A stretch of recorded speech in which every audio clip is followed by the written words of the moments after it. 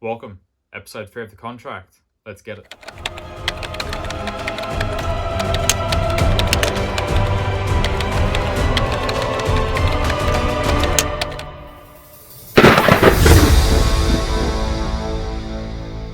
This is my contract.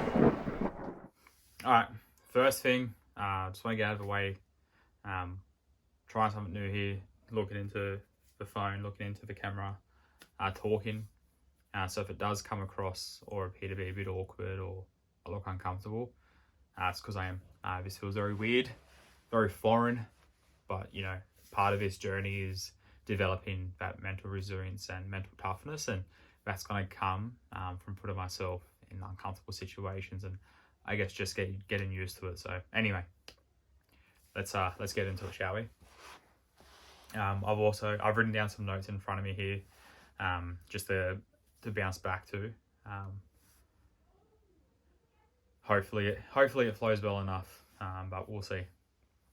Today I want to speak a little bit about motivation and what my motivation is. So I think it's important to kind of reflect on what is motivation. And I mean, it's kind of funny because I started to have that reflection early last week, and then I think it was Tuesday or Wednesday last week, as I was thinking about it. Jumped on the treadmill to get to my steps and come across a podcast where they were talking about motivation and what is it, how to use it, is it overrated, all that sort of stuff. And then about 2 days later, the newest episode of Oz Bodybuilding Hub dropped on YouTube. I'll link that down in the description actually.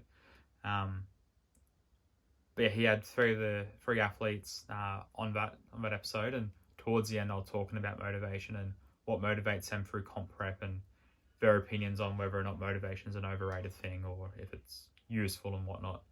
And I guess that kind of planted that seed a little bit more to me to reflect a bit more on motivation and what's my opinion and what's my feelings with motivation. So I guess to me, motivation is more of a feeling that you get from external factors. Not always, but for the most part, whether that be family, money, job career progression, trying to win something, some sort of incentive is that motivation to do something.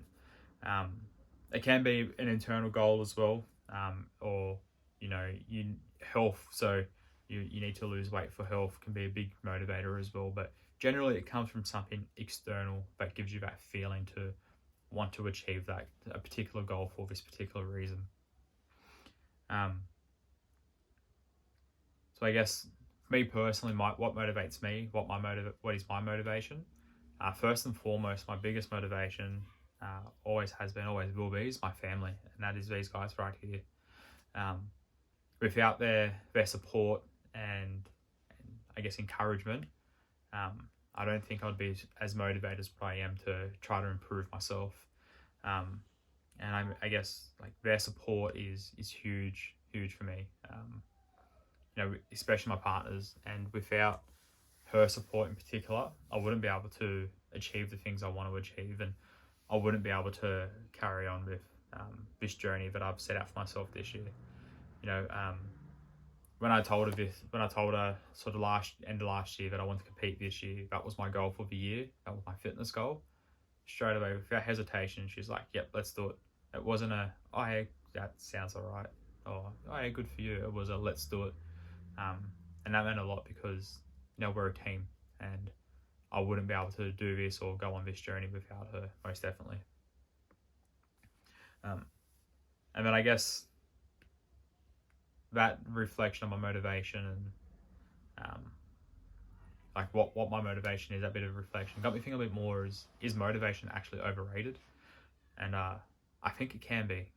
My opinion is yes, sometimes. This is why though. Not entirely overrated, but if you're relying on something external to achieve a goal, and that's the only thing motivating you is something external, like an external factor, then eventually that motivation is going to disappear. It's going to dissolve. And then what are you left with to achieve that goal? Usually nothing. And then you'll just sit there and go, all right, just give up on the goals.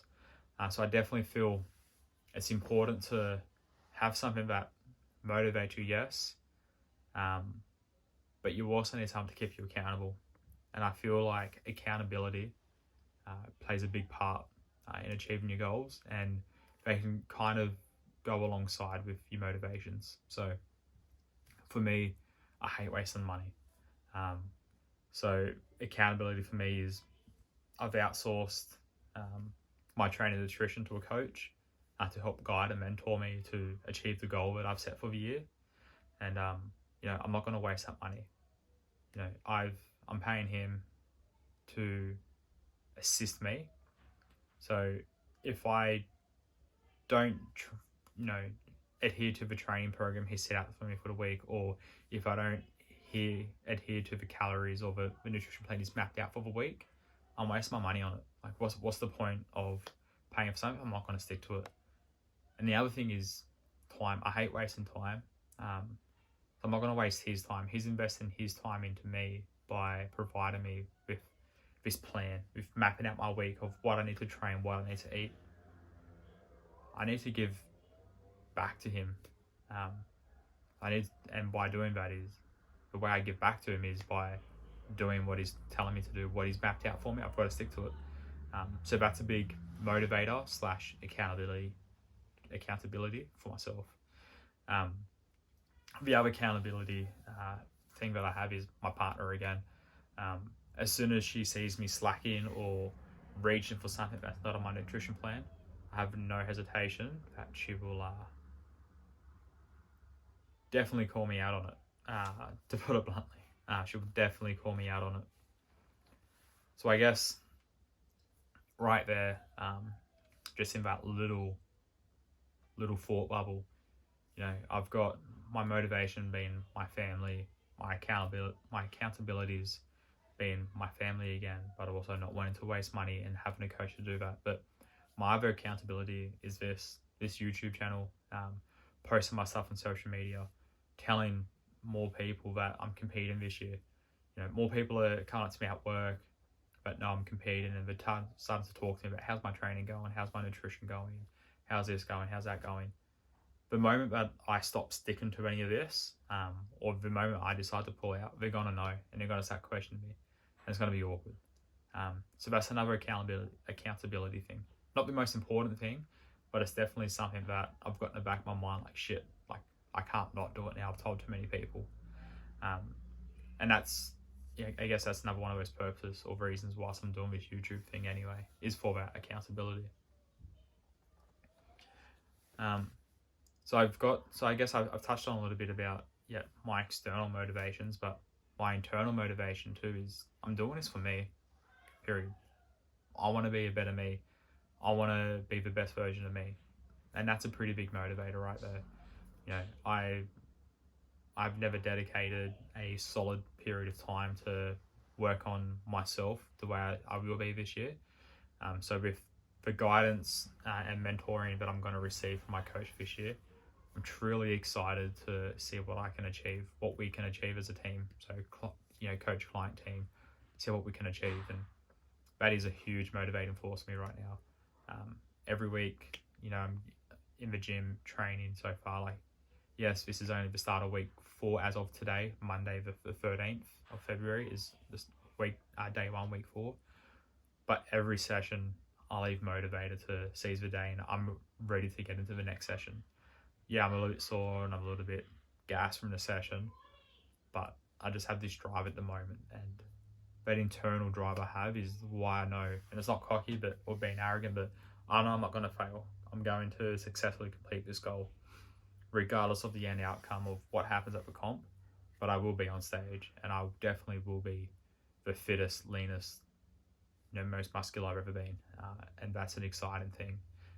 It's definitely something that you have those downs, which I've had a couple where you're like, oh fuck, like, it's pretty shit. But for me, like, if I'm hungry, or if I'm feeling hungry, or if I'm seeing the family eating something that I would normally eat. That's not on my nutrition plan. Like, fuck. But then I feel my gut.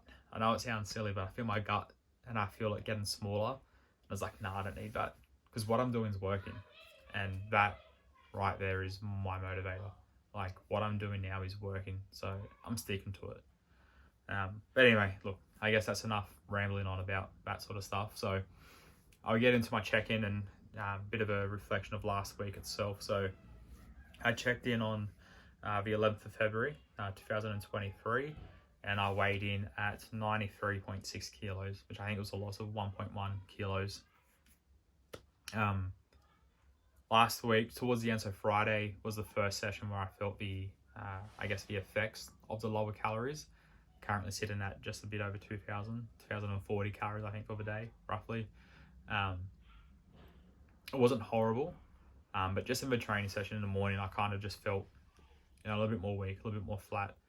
And look, I'd be naive to think that I wasn't going to feel that, so I was expecting it. It's normal. I mean, only 4 or 5 weeks ago, I was eating pretty much whatever I wanted, whenever I wanted. I had no real structure in my nutrition, so eventually, once my body adapted, I was going to start to get these changes. So I'm not expecting to hit PBs every week, and I'm expecting to go through these sort of ups and downs, and that's okay. The week was good though. The week of training was good. I got good sleep. Nutrition was on point the whole time, so it was really good. Saturday, I got the chance to actually train with the coach in person for the first time, and shit, like, I was feeling a little bit flat week on Friday. The very next day, training with the coach though, elevated to a whole new level, pushed myself further than I've pushed myself so far, and I was able to achieve things that I probably didn't think I was quite capable of pushing.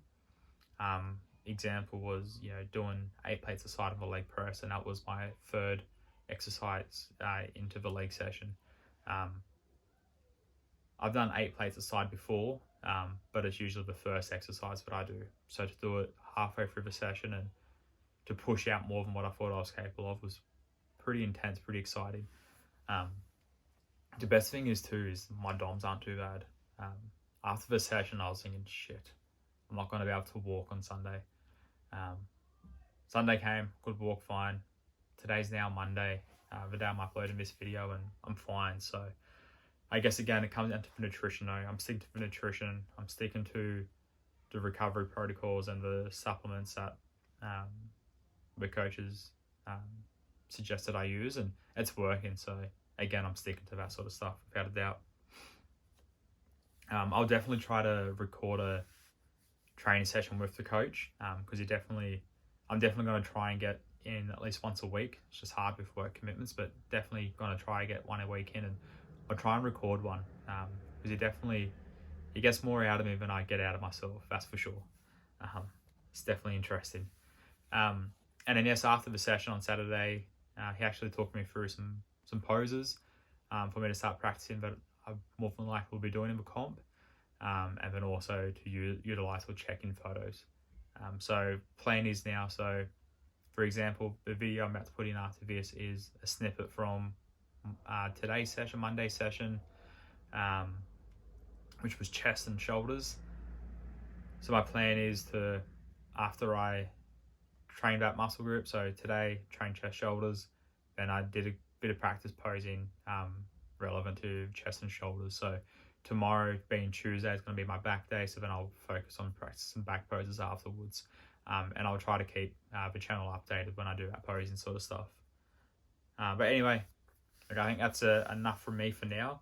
I'm about to play some training footage from this morning's session.